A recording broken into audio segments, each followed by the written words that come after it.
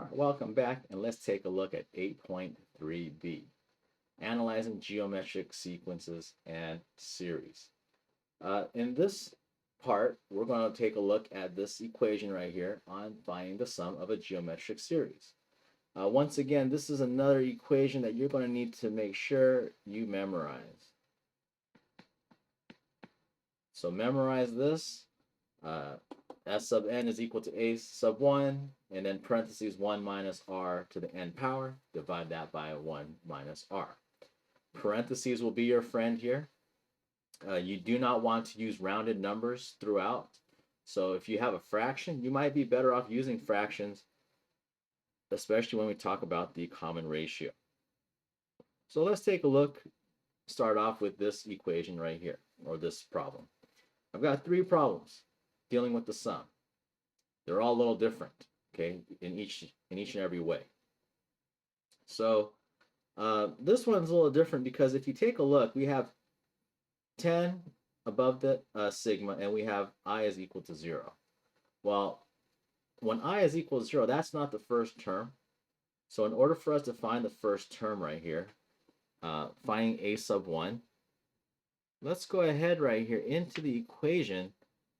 I want to plug in 1 in for I, and that'll get us our first term. So we have 3 times 3 halves raised to the 0 power. 3 halves to the 0 power will equal 1. 1 times 3, so a sub 1 ends up equaling 3. All right, so that's right there, step 1. Next up, what happens? What is r?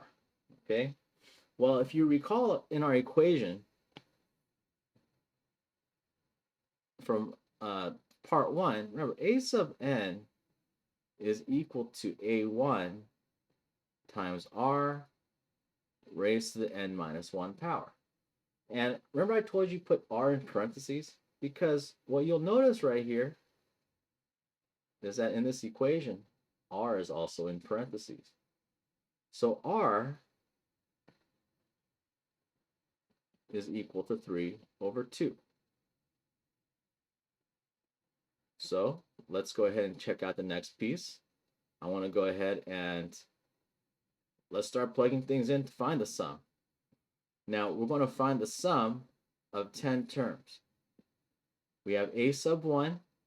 We found right there early on is 3. And now let's take 1 minus, let's plug in r. That's 3 halves. And then n will end up being 10.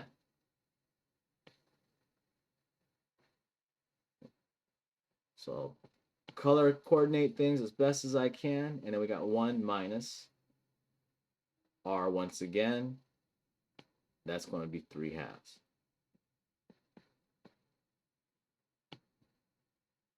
On problems like this, especially from here on out, we want to make sure that we only round one time at the very, very end. Otherwise, you're going to realize that you're going to have rounding errors. Okay, so I want to help you through this right here, and let's see how we could solve this out. If you have a scientific calculator, you could certainly use that. I want to go ahead, let's put Desmos in. I want to use Desmos right here, since you should all have access to this. So we have that 3 that's out in front, but I'm not going to start off with 3. I want to start off with what's in the parentheses. And more specifically, let's take a look at what's in the numerator. So I'm going to put 1 minus, and then for r, let's put 3 divided by 2. All right, and then we'll close the parentheses. And Desmos is pretty smart right here, knowing that, hey, you're most likely going to want to close the parentheses, so I just move the cursor over to the right, and then press the parenthesis sign, and it closed it up. Don't forget, we need to raise this to the nth power, and then so I'm going to put right here, press that a to the b power, and then we'll plug in 10. And then there you go. We got some number. So that part is just the numerator of the 1 minus r to the n power. So what do I do here? Okay. We want to make sure that we divide it by the denominator. And in order for us to do that, if you have a Texas Instrument, you can just press the divide sign and it might work. It'll take the previous answer. Desmos doesn't do that, so there's that ANS button right there. So let's press that, and you see it recalls the previous answer, and we're going to divide it by, and then let's put parentheses 1 minus, and then we'll do the same thing right here. We'll put 3 divided by 2. All right, and then so let's go ahead. Everything looks good. We'll close the parentheses there, right? And there's double parentheses because we want to make sure that the denominator is divided all together. Okay, so let's go ahead. We'll multiply that. Let me press the enter sign. And I got 113.33. Now, I'm going to multiply it by a sub 1, which happens to be 3. Oh no, I forgot to press the second answer. Uh-oh, that's no good. Let me press the undo button. So I'm used to using my Texas Instruments where if I press an operation, it'll automatically take the previous one. But Desmos doesn't do that. So let me take my answer. I press that button, multiply it by 3. There we go. Good thing there's an undo button, and there's our number. Now, I know for some reason, in Big Ideas, they want the exact answer. And then if you look right here on Desmos, they've got that little fraction thing on the side of the answer. And that right there takes that number and turns it into a fraction. So, because I know that Big Ideas wants that as the answer, I'm going to go ahead right here, plug things in, and realize that I got 174,075 all over 512. And that right there is the sum of our terms. Okay. We move on. We take a look at another type of example right here. So we want to find the sum of our terms. And in this one, let's figure out, well, how many terms do we have? Don't forget to figure that out. We take the top number minus the bottom one, and then add 1 to that. And right here, we'll end up with 10 total terms. Okay, 10 minus 1 plus 1 gets us 10. Remember, in the first example, we had k, or our bottom number, equals 0.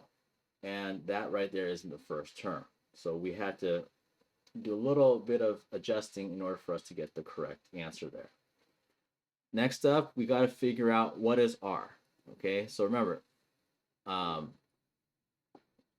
in order for us to find r, it's going to be what's in the parentheses. Okay, so if we take a look in our parentheses right here, it's 3. So I'm going to go ahead. We got r is equal to 3. Once we have that down, let's see, what else do we need to know here?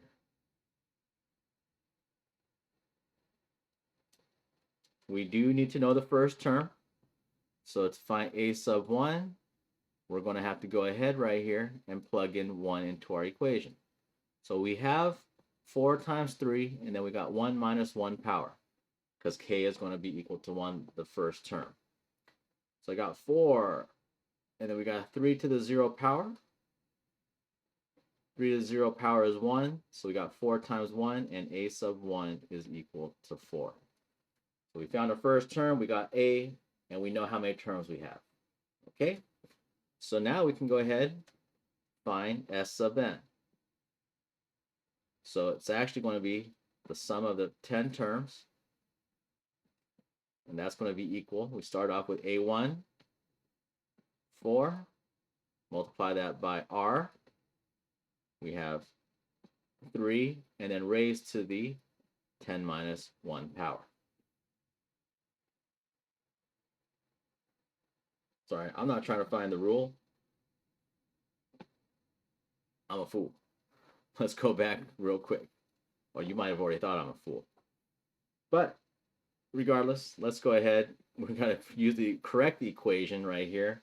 Remember, the correct equation is a sub 1, and then our an is equal to a sub 1. We got ourselves 1 minus r to the, we use that as the k or n power, 1 minus r.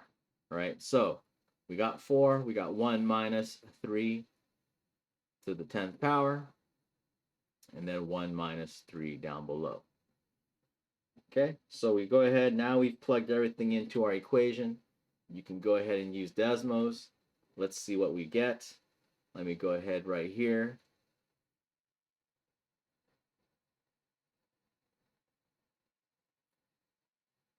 I've got, we'll start with what's in parentheses first, so 1 minus 3 to the 10th power. And this one, it's not as bad as the last question. You could probably maybe put everything all together, but I like, hey, you know what, let's clump things piece by piece. So I want to take the numerator, divide that number by the denominator, which ends up being 1 minus 3.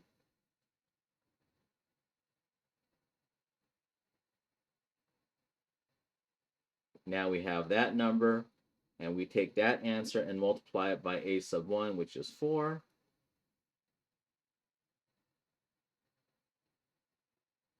And I've got 118,096.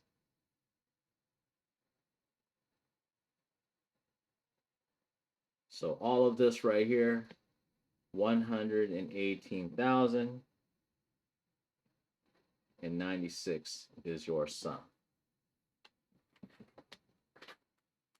And I think, you know what, we're probably pretty good. Oh, actually, let's do one more, okay? Just in case, let's do this last one. I wrote it down, I think for good reason.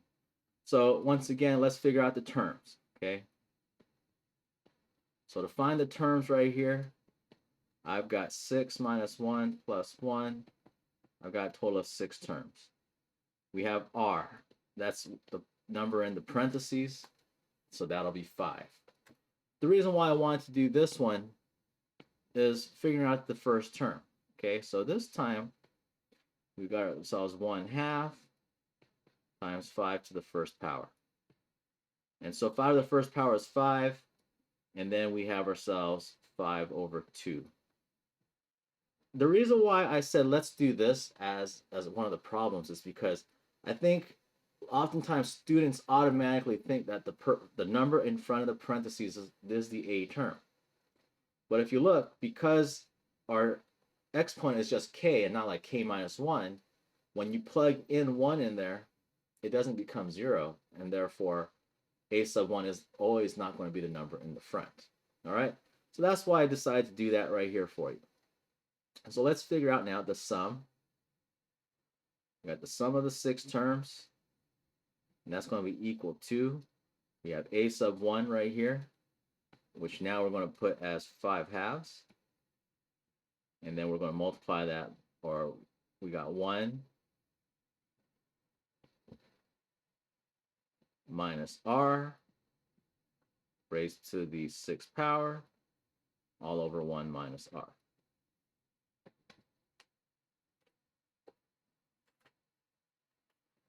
All right, so everything hopefully looks good. Now we can go ahead and plug things in right here.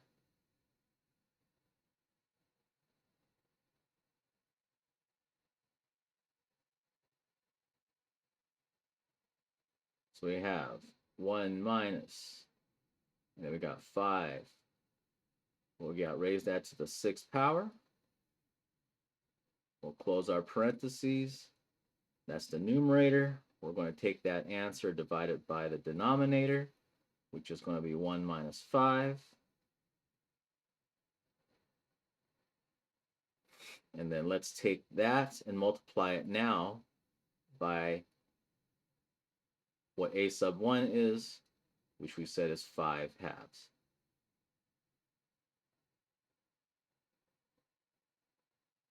And so all should be well, and we got 9,000 $765. Okay, and that is the correct answer. So right here, we've got 9,765. And there is the sum. Okay? Let's move on. The last type of question that you're going to need to look at and know. We're going to calculate the monthly payment of a loan. Okay? So this right here, fun times coming up. So how do we do this? You've got another equation you need to know. Okay, so you got that equation there. M equals monthly payments in dollars is equal to L, which is your loan amount in dollars, divided by, now that right there, T over sigma over K equals 1, that right there is the sum of the amount of terms that we're going to be looking at, okay? So there's like a problem inside of a problem. We have then, it's going to be in parentheses 1 divided by 1 plus I, close parentheses, raised to the K power, okay? And so we have all of that right here. And let's figure out how we could use this to solve our question, okay? So they're asking us right here to calculate the monthly payment on a 5-year loan for $20,000 with annual interest of 6%. Now remember, few key things right here I put up in that box. I is interest rate in decimal form, and don't forget T is terms in months. Okay, how long is the loan in months, not years? So that gives me a few red flags or things to look out for. Right here, they tell us that the 5-year loan, but I need to know what is that in months. So we take 5 times 12, and that equals 60. So that's 60 months right here. That's one thing I really need to know. Next up, we have our interest rate. Remember, we don't care about it as a percentage. I need that as a decimal, and 6% is 0.06.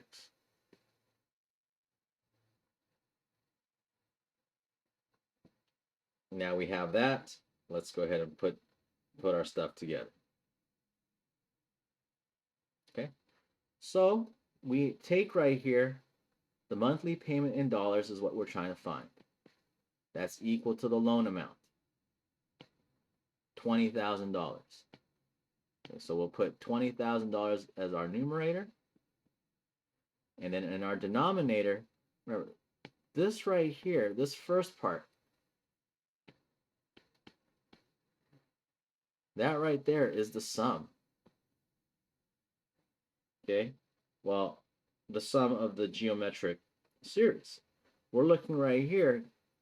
Once again, boys and girls, we're going to have to take our numbers and figure out, well, what is the sum of this in 60 months? Okay, and so we're going to have to calculate that right here.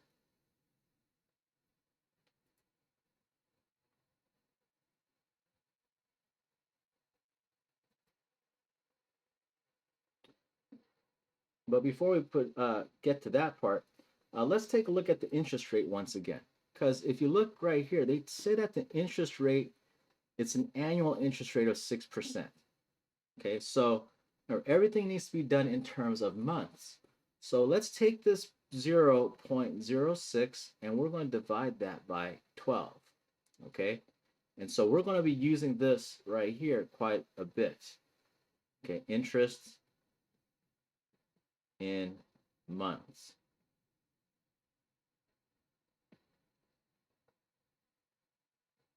When you plug that in your calculator, this will result in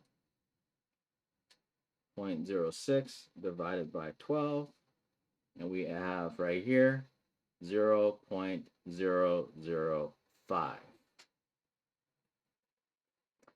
And that will equal our actual rate. Okay. So right here, this 0.005 will be our rate based off the fact that we are looking at this monthly, not yearly or annually. That we have, if you looked at the equation up right there above, we have that in parentheses 1 over 1 plus I, okay, which happens to be our interest. Or, so actually, let me go ahead and change that R, because that's not really R. I'm going to change that to I right there. So our rate, let's go ahead. I want to go ahead and put 1 over 1 plus 0.005. And what this ends up getting us is our ratio of 1 over 1.005.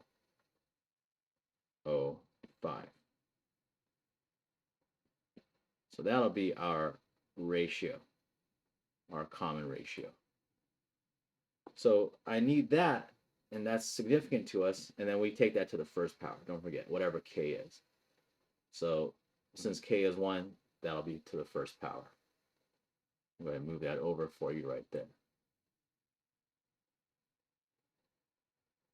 So that's significant for us is because we need to use, remember, in our sum, to find the sum ratio, we do need to have right here, we have the term r involved. So what I want to go ahead is let's fill out the rest of our equation. So we have m is equal to L. We have 20,000. We're going to divide that. And remember, we already found what the part in parentheses is. This piece right here in blue, I went ahead, I found that over here. Okay, so that's the connection we're making with that part. Now that we have that settled, what I'm going to do is go ahead and use our, similar to our ratio equation or the geometric sum, and we have 1 minus, and I want to go ahead right here, use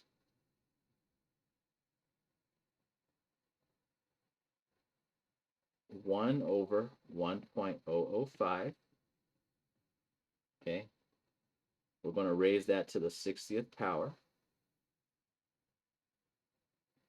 We're going to divide this by 1 minus 1 over 1.005.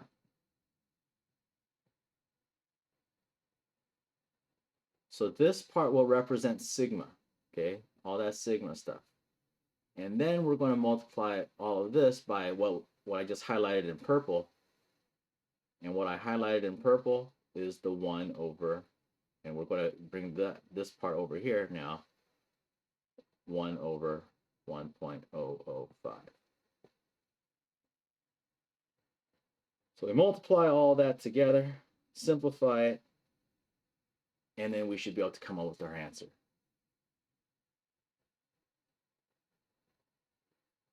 When I put this in the calculator, I will do the numerator last. Okay, let's put that part absolutely last. So let's go ahead and check out Desmos right here. And I'm going to start off by plugging in what we have right there in light blue. And so it's going to be 1 minus, and then we'll have 1 divided by 1.005.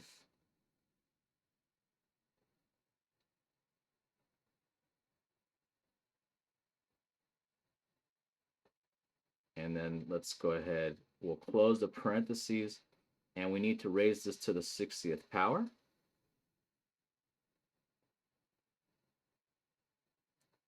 Okay, so there's our first number right there. We're going to take that and divide that.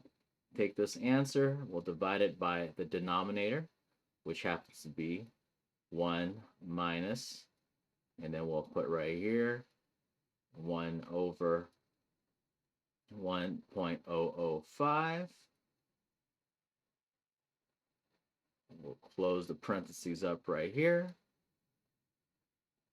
Okay. Now I'm going to take this answer. we're going to multiply by what's in green, which is 1 over 1.00005.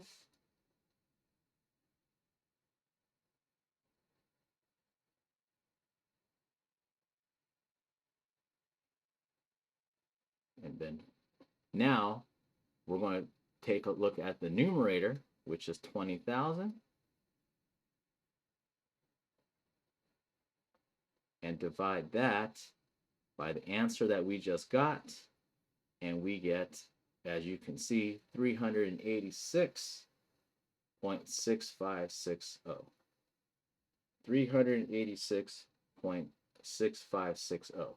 So if we round that to the nearest cent, it'll be $386.66. So let's go ahead right here. We went ahead and got $386.66, and that happens to be your loan amount per month. All right. So quite a few things to look at right here. One is the interest rate. If they tell you it's annual, you've got to make sure that you turn that into a monthly. We've got to chop it up and divide it by 12, and that's where we got I.